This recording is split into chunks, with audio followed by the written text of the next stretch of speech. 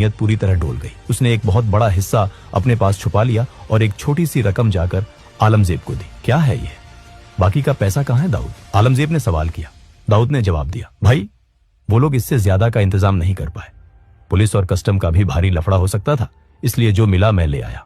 हालांकि जब पठान भाइयों ने अपने सीक्रेट सोर्सेज और खबरी नेटवर्क से पता किया तो उन्हें पता चला कि पैसा पूरा दिया गया था। दाऊद की इस गद्दारी ने करीम लाला के दरबार में भूचाल ला दिया। दाऊद को बीच महफिल में दर्जनों गैंगस्टर्स के सामने घसीट कर लाया गया। उसे पीटा गया। लातों, घूसों और डंडों से उसकी ऐसी हालत कर दी गई कि वो अपने पैरों पर खड़ा नहीं हो पा रहा था। उसे गैंग से धक्के मारकर बाहर निकाल फेंका गया। दाऊद ने उसी रात तय कर लिया था कि वो अब किसी के लिए काम नहीं करेगा, वो खुद अपनी गैंग बनाएगा। उसने अपनी खुद की सिंडिकेट डी कंपनी की नींव रखी। उसने अपने भाइयों साबिर, इकबाल, अनीस और नूरा को अपने साथ मिलाया। अब वो सिर्फ स्मगलिंग नहीं कर रहा था, वो एक पूरी की पूरी पेशेवर फौज तैयार कर रहा था। दाऊद खुद एक एक लड़के को चुनता था। बॉम्बे की सड़कों पर अब रोज खून बहने लगा था।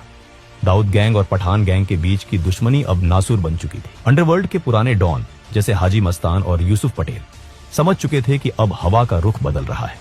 ये नई पीढ़ी खून बहाने से गुरेज नहीं करती। उन्होंने स्मगलिंग छोड़कर रियल एस्टेट और राजनीति का सफेद दामन थाम लिया था। साल 1981 दादर के एक पेट्रोल पंप पर जब रात के सन्नाटे में दाऊद का बड़ा भाई साबिर इब्राहिम अपनी फिएट कार में बैठा था, तभी पठान गैंग की गाड़ियां वहां आ रुकी। उन गाड़ियों से हथियारों से लैस शूटर निकले, जिनमें मुंबई का सबसे खूंखार और पढ़ा लिखा गैंगस्टर मानिया सुरवे भी शामिल था। गोलियों की बौछार से साबिर का सीना छलनी हो गया।